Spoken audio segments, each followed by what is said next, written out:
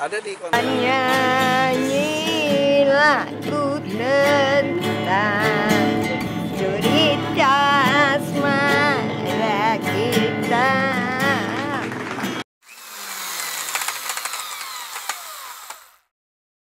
Nah Irfan, boleh cerita nggak sih yang tentang konten YouTube bareng ODGJ Nah, itu awalnya seperti apa sih?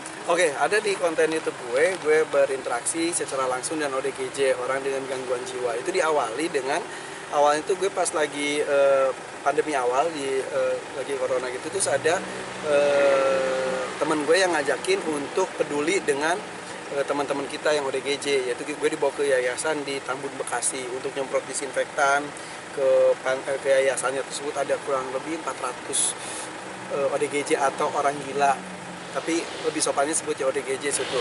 Nah pas gue tayangin, banyak yang ngomong, ayo dong Mas Irfan, follow sama Rian TV.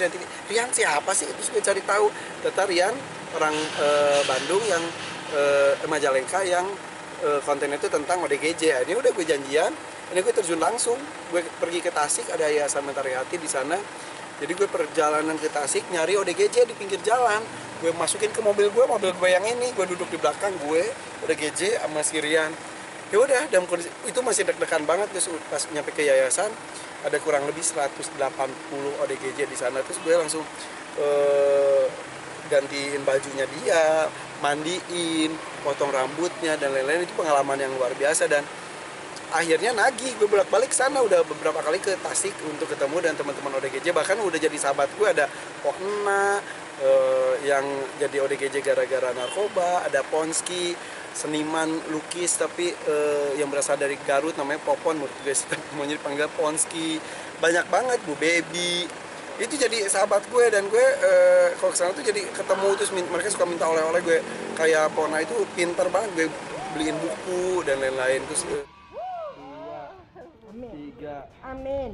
4, 5, 6, 7. Pasti aku baca. Ya. Pasti aku baca apapun semua. isinya baca ya. Baca. Oke, sip. Terima Oke. kasih. Sama-sama. Ponski alat tulis dan juga alat lukis.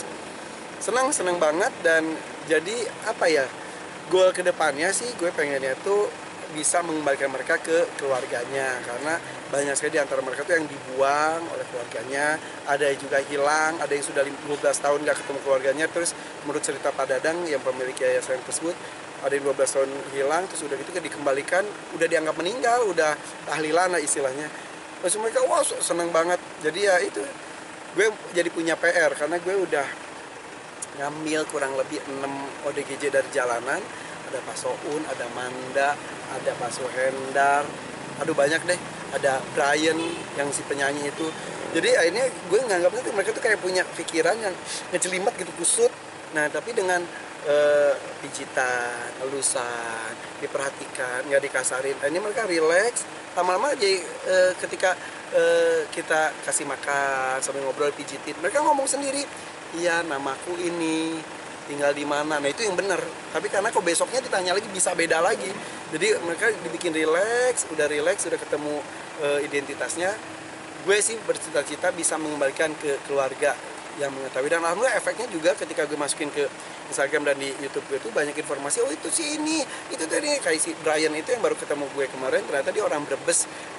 Sekarang udah video callan sama ibunya juga. Jadi gue tinggal nyari waktu yang pas untuk mengantarkan si Brian ini ketemu dan keluarganya, dan itu kebahagiaan tersendiri. Jadi sedih ketemu mereka, bahagia, ngangenin, ini luar biasa sekali. Berarti apa sih yang dapat kakak pelajaran yang dipetik gitu kan, karena ini pengalaman yang baru juga. Betul, Kak. jadi pelajarannya adalah zamannya seperti ini, banyak orang gampang stres. Jadi kalau gue tuh nyari tahu ini kenapa. Jadi titik muasal kenapanya itu harus dicari tahu, karena jangan sampai dia ke situ lagi.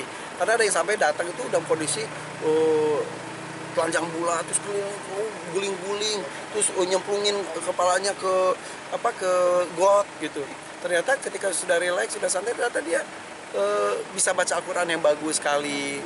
Banyak sekali, jadi kisah-kisah di antara mereka tuh luar biasa. Ada yang karena cinta, karena ekonomi yang paling banyak, karena ekonomi itu banyak sekali. Jadi gue yang jadi introspeksi diri, aduh jangan sampai kita stres dengan sesuatu yang nggak penting lah, atau sesuatu yang sulit itu bisa kita permudah, apalagi yang mudah jangan dipersulitkan gitu. Jadi akan jadi membuat orang stres dan jadi seperti teman-teman kita yang ODGJ dan ternyata mereka tuh ya itu di jalanan itu kan banyak dikasari, semakin dikasari dilemparin dan itu mereka jadi semakin stres, semakin terpuruk, jadi semakin ngejelimet gitu. Bahkan ada yang lebih kasihan lagi, yang ODGJ perempuan itu maaf sekali di jalan itu banyak diperkosa sama orang-orang yang nongkrong di jalanan, dimandiin, dipakai dan lain-lain. Jadi ketika masuk ke yayasan tuh dalam kondisi hamil, ya kasihan lah gitu. Jadi ada satu perempuan di sana juga ngeliatin gue tuh yang ngotot terus. Ternyata pas gue cari tahu ternyata dia diambil karena dia sering ditidurin sama laki-laki iseng di jalanan. Jadi dia kayak ngeliat laki-laki tuh kayaknya benci banget, kasihan banget. Dan itu ya gue yang harus baik-baik ke dia. Jadi dia supaya relax lagi terus image-nya jadi berubah melihat laki-laki, nggak semua laki-laki gitu loh gitu. Kak, jalin komunikasi dengan orang-orang seperti itu awalnya gimana sih untuk bisa nyambung? Awalnya gue serem banget karena kan gue harus nyamperin yang ada di pinggir jalan yang beneran jarang banget orang yang mau ngobrol sama dia, terus gue tawarin makan, yuk makan, ngasih makan dulu, terus ajak ke mobil, dibawa ke sana. Dan komunikasinya tuh ya dikomunikasikan saja, walaupun kadang-kadang mereka tuh ada yang marah, ada yang maki-maki kita, ada yang pemalu, ada yang nggak mau buka mulut sama sekali, diem gitu, cuma melotot kayak gitu. Yang jelas mereka punya story, satu orang punya story masing-masing, dan itu luar biasa. Ketika kita nyuapin mereka tuh yang kayak seumur hidup tuh nggak pernah merhatiin mereka seperti itu gitu. Mereka yang mukanya yang kok gue diginiin ya gitu. Kasihan banget. Jadi memanusiakan manusia istilahnya seperti itu. Berarti tujuan kakak buat bikin konten itu buat membantu mereka juga ya? Betul, jadi apalagi sekarang gue juga lagi menggalang donasi juga untuk yayasan tersebut. Jadi mudah-mudahan saya juga tidak berhenti di satu yayasan saja, kita akan mencari yayasan-yayasan ODGJ lainnya. Tapi di yayasan ini gue lagi menggalang donasi untuk memperluas daerahnya supaya mereka tuh banyak bisa berkarya. Kemarin gue datang sana bawa gitar, ternyata yang bisa main gitar tuh banyak, terus mereka nyanyi, terus mereka tuh yang seneng banget, itu ekspresi mereka itu yang seneng itu, aduh itu ya gila banget. Jadi orang-orang yang beneran kita bikin nggak mau lihat sama sekali, terus kita kasih perhatian, mereka tuh senengnya luar biasa. Walaupun awal-awal gue tuh gila ketemu sama mereka, walaupun pakai, jadi kadang-kadang pakai mobil ini, kadang-kadang gue pakai mobil bak terbuka gitu, gue nyari-nyari. Udah satu dampingan, udah di bak terbuka tuh kan udara udah bebas, tuh bau banget sampai gue tuh muntah di tempat, tapi ya udah nyampe itu dibotakin, dimandiin. Ngemandiinnya itu harus pakai sabun colek. Kalau sabun mandi biasa nggak akan keangkat dakinya, sabun colek disikatnya pakai sikat. Kalau nggak gitu bukannya sadis, tapi memang harus seperti itu. Udah gitu bersih. Terus mereka tuh yang seneng banget. Ada yang ini kenapa bau, karena mereka tuh ya nggak mandi, nggak bisa buang kotoran dan lain-lain. Kasian banget, mereka makannya juga di tong sampah gitu. Jadi ketika mereka tuh digantiin baju gitu, mereka tuh yang kayak menemukan dunia baru gitu, diam gitu. Tapi sebelum terjun ke lapangan itu, Irfan pelajarin dulu nggak sih gimana cara, atau modal nekat aja? Modal nekat, tapi setelah itu jadi gue banyak teman, jadi ada banyak teman-teman yang dokter jiwa ngomongin gue, terus ada perawat juga, terus kata mereka para perawat rumah sakit jiwa itu kata mereka, iya kak, kita juga gitu, awal-awal kita muntah juga kok. Jadi gue ke editor gue sampai ngomong gini, gue muntah jangan diedit ya, masukin aja biar penonton tahu bahwa apa yang gue rasakan, apa yang gue cium, apa yang membuat gue mual tuh apa. Jadi gue jelasin, dan bahwa banyak perawat katanya ngomong emang gitu kak, lama-lama biasa kok. Jadi mereka tuh kok sore-sore tuh buang kotoran biasa di mana aja. Jadi pagi-pagi tuh di kamarnya tuh ya udah ada kotoran di mukanya, ada di temboknya. Dan gue pernah masuk ke ruangan itu malam-malam. Jadi itu kan sisa perjuangan pagi dari sore. Jadi kalau pagi mereka dikeluarkan, berjemur, mandi, ruangannya disikat. Jadi si Pak Dadang tuh, Kak Irfan kapan-kapan kesini pagi ya, bantuin kita nyikatin ruangan. Dan gue akan melakukan itu, tapi belum. Karena gue tuh hidung gue tuh sensitif banget. Gue tuh muntah terus, tapi ya pas para kan gue gini, aduh nggak enak, masa gue muntah terus. Tapi kata para perawat di lewat DM ke gue, kak nggak apa-apa kak, kami juga seperti itu kok, lama-lama biasa. Terus nah gue nanya ke dokter, gimana nih gue, apakah harus pakai sarung tangan dan lain-lain? Nggak wajib sih, tapi untuk menjaga diri, karena kan kita nggak tahu penyakit mereka tuh apa, karena mereka tuh sampai melepuh, ada yang kakinya tuh udah patah sampai sembuh sendiri, jadi bengkok kakinya, jadi ada tulangnya gitu, jadi mereka mungkin ketabrak atau apapun, tapi mereka nggak bisa kemana-mana. Terus udah gitu, jadi kakinya itu sampai beneran berkerak, bukan kotor lagi, udah berkerak, saking kotornya. Terus mereka ya pipis, beol di situ, kebayang nggak baunya seperti apa? Tapi ya itu, ketika mereka sudah segar, terus gue pulang, pas datang lagi tuh mereka tuh yang ada kayak manda gitu, mana aja sih kata dia gitu, nggak datang gitu. Jadi gini gue terus ada yang mengherankan lagi, ada yang kenal gue gue terharu ya gini, Irfan Hakim kan kata dia gitu. Sampai awal tuh gue yang aduh risih, takut, ngeri, tapi lama-lama sampai gue pelukan, gue sampai dicium gitu, seneng banget. Nah, tapi ada yang beberapa yang di kerangkeng emang yang masih kasar, kita kasih makanan gitu, dia keluarin lagi, makanan apa ini kata dia gitu. Terus pas gue bersyukur yuk, bersyukur gue Irfan Hakim kata dia gitu. Gue gini, kok dia tahu.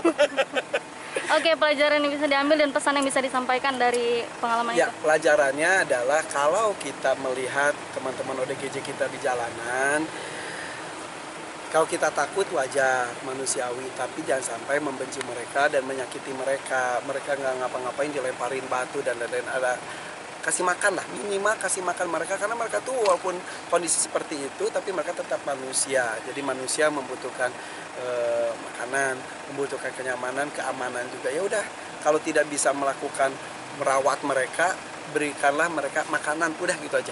Atau kalau ada yang mereka buka auratnya, kasihlah baju. Dan mereka juga kadang-kadang dibuka lagi, dibuang lagi, kasih aja lagi gitu. Jadi manusiakan mereka, itu saja. Pak, masih bakal rencananya tuh bakal nyari ODGJ yang masih di daerah yang dipasung nggak? Nah, dengar-dengar, nah gitu. Jadi kan gue nanya ke dokter jiwa, gue bilang, dok, saya masih takut mendekat mereka di jalanan. Enggak, Mas Irfan, kalau yang di jalanan hampir semuanya tidak menyerang. Bahkan mereka tuh sebetulnya takut karena mereka dikasari orang-orang. Jadi kalau ketemu orang tuh dia takut gitu. Tapi kalau yang di rumah itu biasanya kasar. Karena mereka di rumah dipasung, jadi mereka maunya berontak. Jadi ketika ketemu orang maunya, karena di otak mereka tuh manusia jahat gitu. Nah, bedanya kalau yang di jalanan itu takut, kalau yang di situ menyerang. Nah, kedepannya mungkin sih kalau ada informasi ini, tetangga kita dari Pesong ada juga di DM, tapi itu karena corona ini nggak bisa terlalu bebas kemana-mana gitu. Tapi ya mudah-mudahan gue lagi fokus di satu yayasan dulu, nanti akan pindah ke yayasan-yayasan yang lain atau mungkin bisa melakukan lebih besar lagi, insya Allah. Nyanyi lagu tentang cerita asmara kita, takkan pernah dan takkan pernah dapat selalu.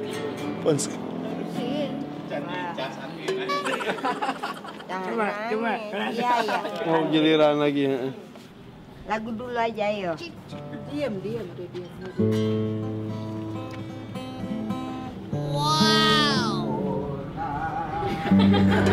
Ini ayo.